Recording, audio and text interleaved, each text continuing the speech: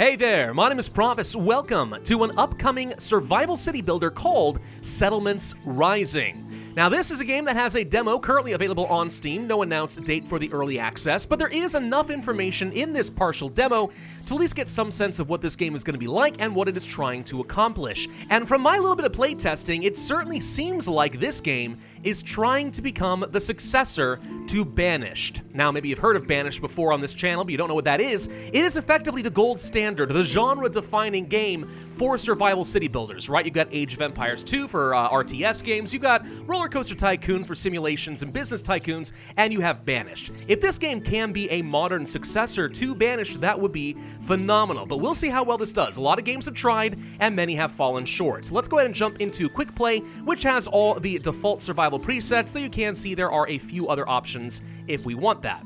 And welcome to the map. Okay, so the first thing we have to do, of course, is figure out where we want to place down our town center. We could place kind of close to a bit of iron ore. There's a bunch of stone down this direction, some trees. This feels like a good central location I can make work. So this is what I'm going to shoot for right about there. Let's place down our town center. Now, one thing that is unique to this game that has not been done in many others is you actually have this weird card system. It seems to have a random roll as to what you're going to get. You can see what they're going to do. For example, increase the production speed of all products in a smeltery by 10% for 5 years. You can save this card for later and use it for a temporary boost. Or I can just get like 100 iron straight out, which honestly I don't mind doing this. So I guess I'll just go ahead and do that, that's fine. As your population grows, you'll get more of those cards. That's not an absolutely critical part of the game, it's just a thing to be aware of. Alright, so the first thing we need to do is all of my villagers over here need to come and build up my town center. We're also going to need some wood, because I have no stone and I have no wood to work with. So let's start by harvesting some resources.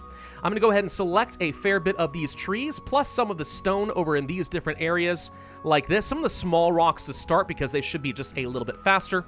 And we'll let my laborers kind of do their thing. We go ahead and speed up the game, and we should see these guys are going to unload the wagon they all started off in just a moment. There they go. They're now wandering around and trying to knock down some of these trees and get the stone. You can change the occupations of your people, and this is one area where I'm saying it does look a little bit like something like Banished. Now, one cool thing about this game is there are a lot more professions than a game like Banished, which means there's a lot of potential. If this game effectively does nothing but copy Banished and then add in a lot of new modern features and new occupations, production chains, and so on, that may be all the market really is looking for, if I'm honest. I mean, I'd play it. I mean, I'm trying it out right now. So we'll see how well this is able to live up to that. Maybe that's not what the devs are going for, but it certainly feels like it, and I think as you continue watching this video, you'll probably end up agreeing.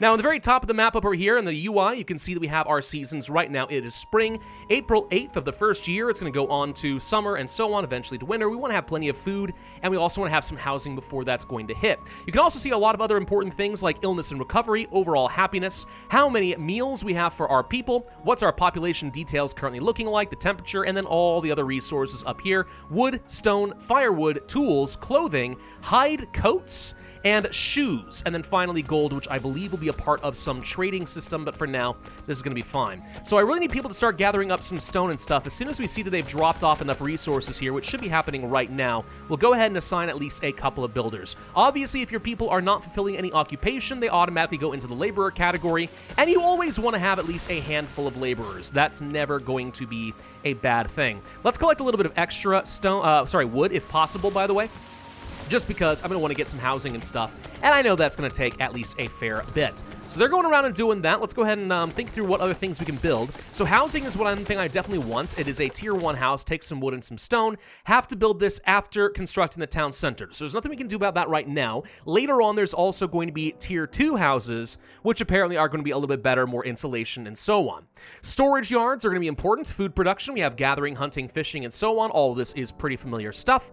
Water wells, woodcutters, mining huts, foresters' huts, and so on. All this makes sense. Services, we're going to have cemeteries, marketplaces, and a lot of stuff that's currently locked in this version of the demo. Some decorations, which are not showing up at all, and defense, all of which is currently locked in this demo as well, at least for now. Because something you're going to have to worry about is going to be the raiders, right? There are going to be different threats. It's not just natural disasters, famines, plagues. You also have to worry about some people coming and trying to take all your stuff. That is one area that might be a little bit different from Banished as well, but we will see.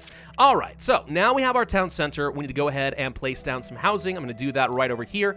Place one here, and here, and here. Now, one thing that's a little bit weird to me, I'm used to having to hold down shift if I want to place down some structures like this. But if you do that, it actually just like closes out the menu. Opposite of what I'm used to, but I mean like not a huge deal. Anyway, so we're going to have a fair bit of wood and stone to go around in order to build this stuff up. We also should think through where we're going to be placing down food storage and so on. We need a gathering hut. This is going to get me some berries and medical supplies. And just like in Banished, you generally are going to be able to find, let's say, all these berries and stuff over here around where the trees are going to be. So I'm assuming in this game, if you were to set up a forestry hut and get a nice, good cluster of trees, you're more likely to have animals and things growing. That is my assumption. I might end up being wrong on that. We will find out in this video. This is a lot of it is kind of a blind test for me as well, all right? I don't pretend that I've done all the play testing. I just spent like, 15 minutes playing the game. It's like, okay, I understand, I recognize these mechanics enough that I should be able to navigate my way through. Anyway, let's go ahead and let these guys build up these homes. Again, I'm going to have only a couple of builders. We could boost that up just a bit if we want, but I need people to go ahead and gather up resources and bring them over here. We should definitely also plan on getting myself a storage yard, and I don't mind placing that, let's say, right over here, probably, because we need a place to actually drop off resources. The gathering hut, hunter's hut, etc., they're not going to be able to hold very much in their internal storage. They need a place to drop stuff off.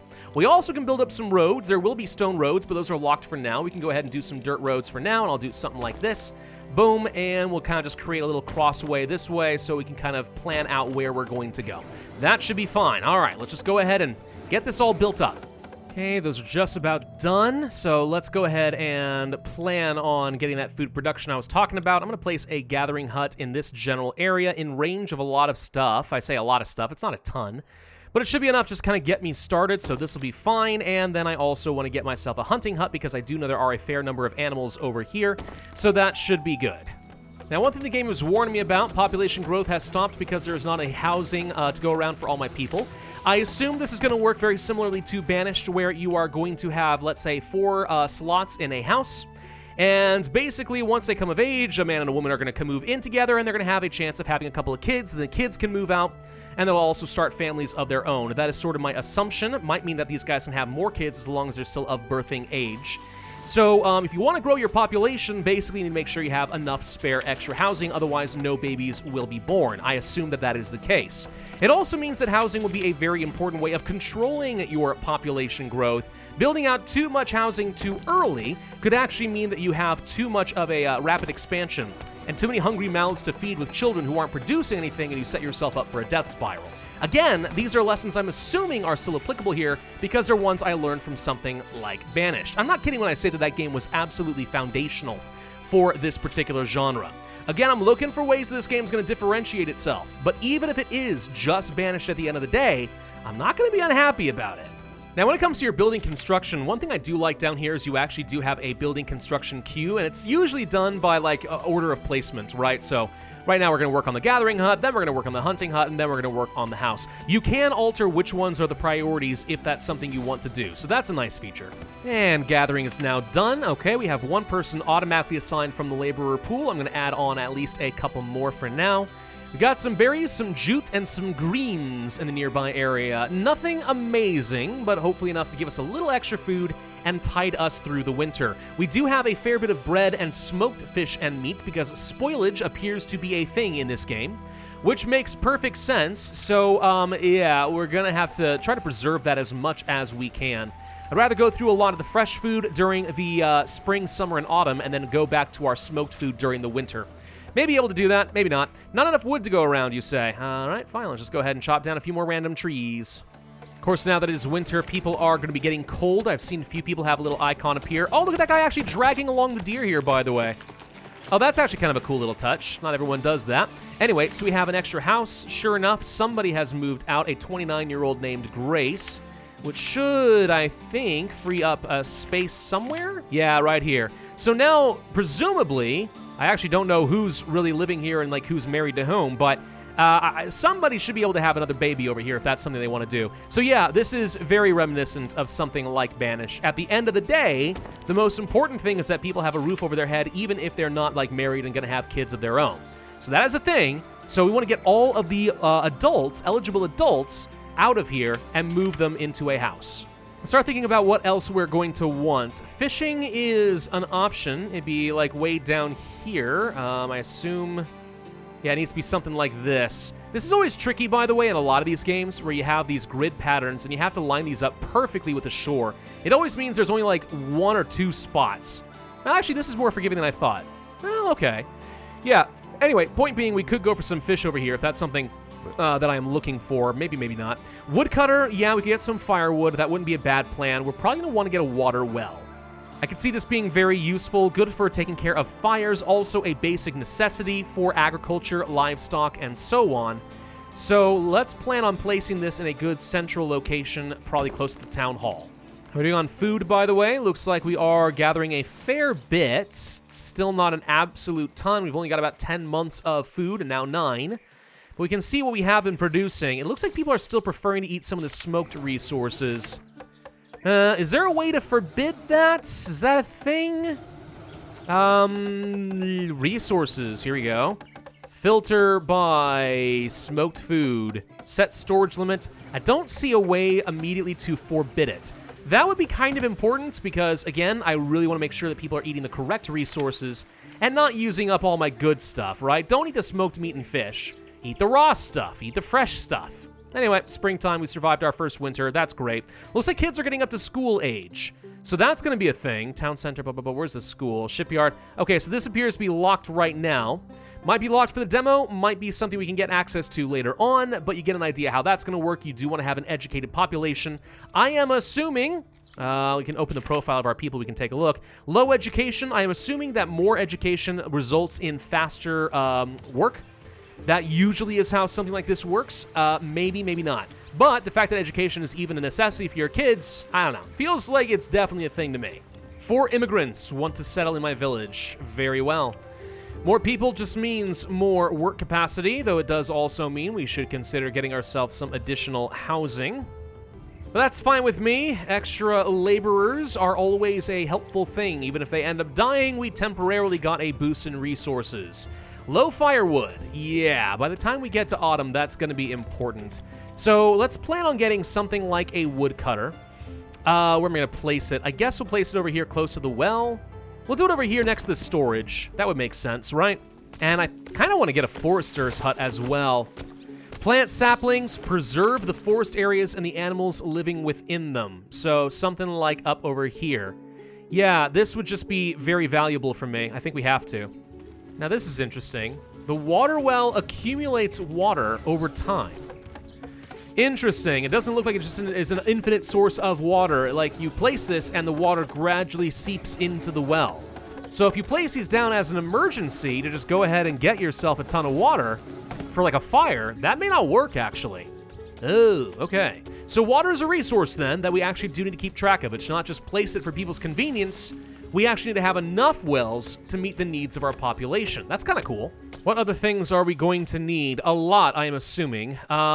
Charcoal is not used for heating houses. That's interesting. It's just a substitute for coal. That's something I think actually could probably benefit from a change. Make charcoal a more efficient heating source than firewood and give people a reason to do things like that. It's another use of your wood. It takes more labor, but it actually ends up being pretty good for you. Anyway, Weaver's Workshop, Cobbler's Workshop, Blacksmith, Smeltery. All of this seems important, if I'm honest. Good lord, there are a lot of buildings that are locked right now, though. Look at all this. Tannery, bricks, sawmill, sand, soap, glass, candle, pottery, brewery, carpenter's workshop. You know what this reminds me of a little bit so far? It reminds me a bit of the Colonial Charter overhaul mod for Banished, just in terms of like all the professions and everything that's currently going to be available in the game.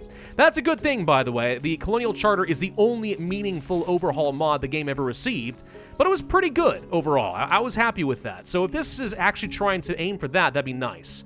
The aesthetic is obviously a little bit different, right? You got all these little tile roofs and stuff like that. I kind of liked the slightly romanticized thatched roof and stuff that you had from a game like Banished, but it's fine.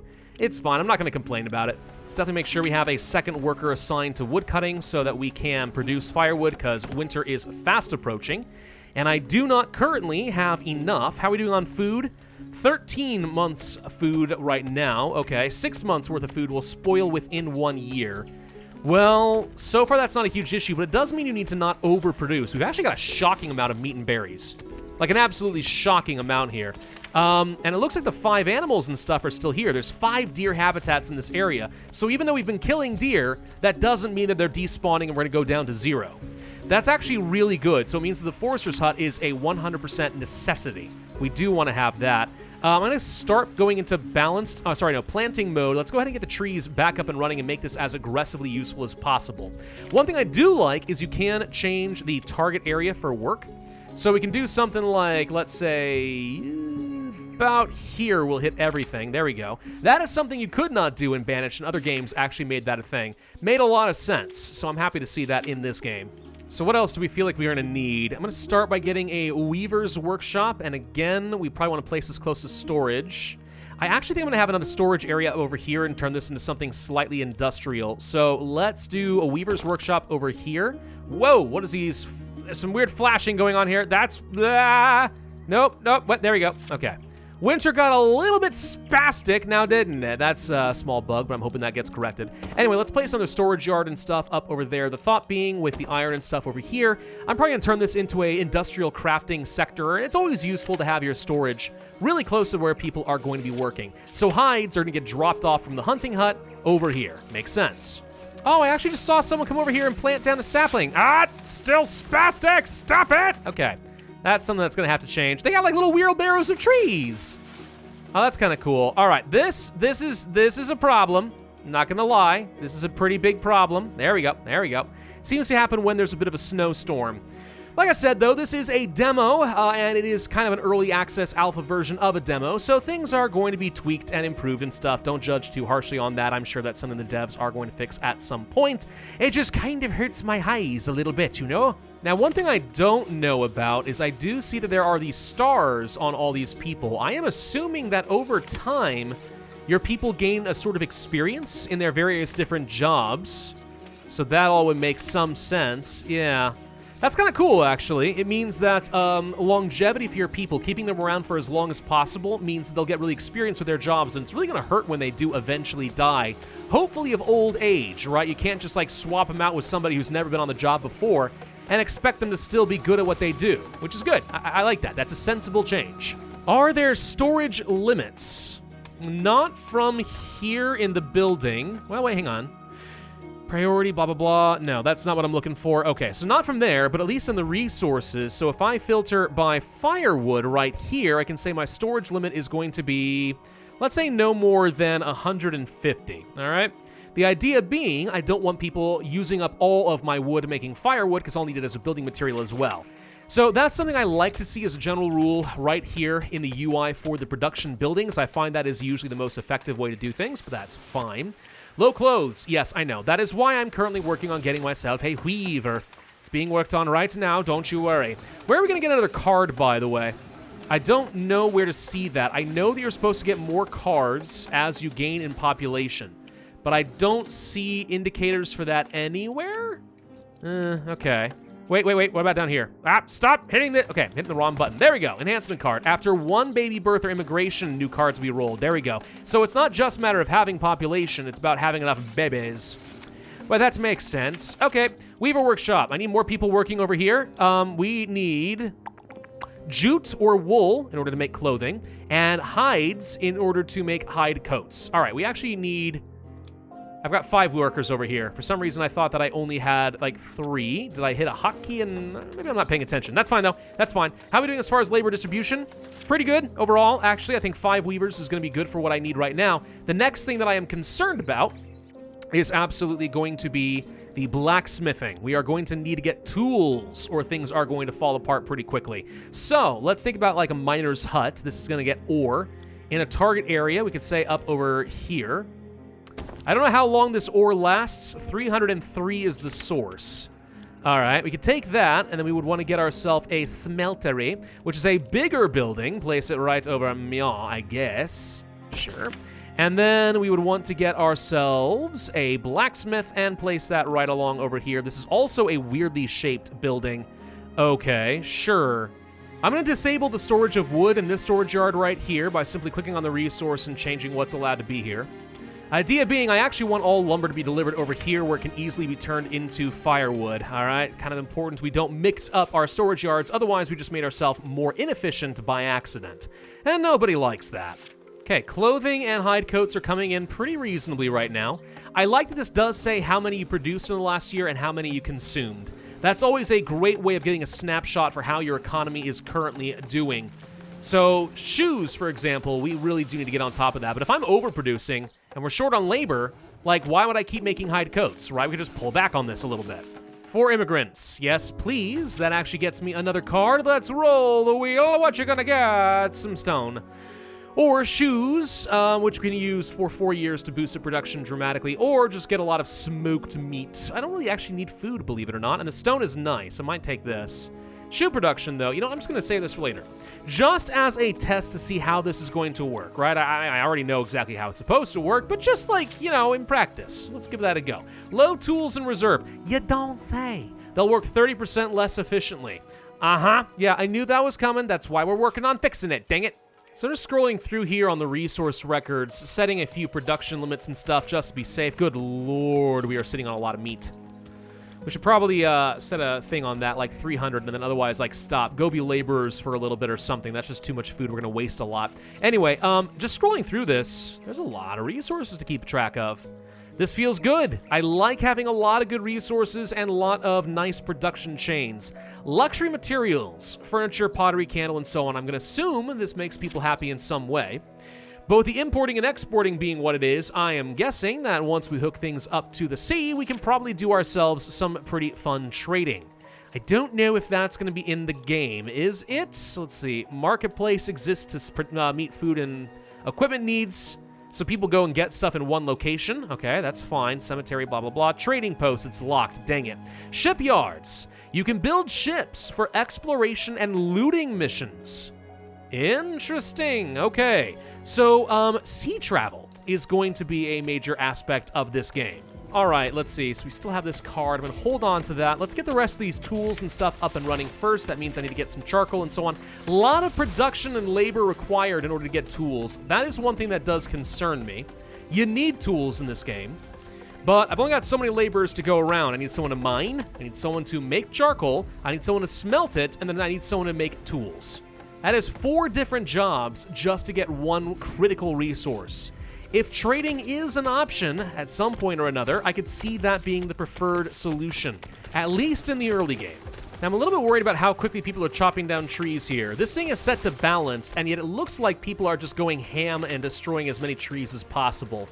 This was a thing that was always difficult to control in something like Banished as well. I know I keep saying Banished, but you guys have to understand. If you don't know what I'm talking about, you really want to appreciate what I'm trying to say in this video. But anyway, that was always a problem then, too, is it was difficult to control if your people were going to be planting trees fast enough. Sometimes you had to micromanage this in plant mode and then some balance mode. Sometimes you just left people in plant mode forever. Let them just keep a really large old forest, so to speak, and then don't worry about ever chopping down trees in this area.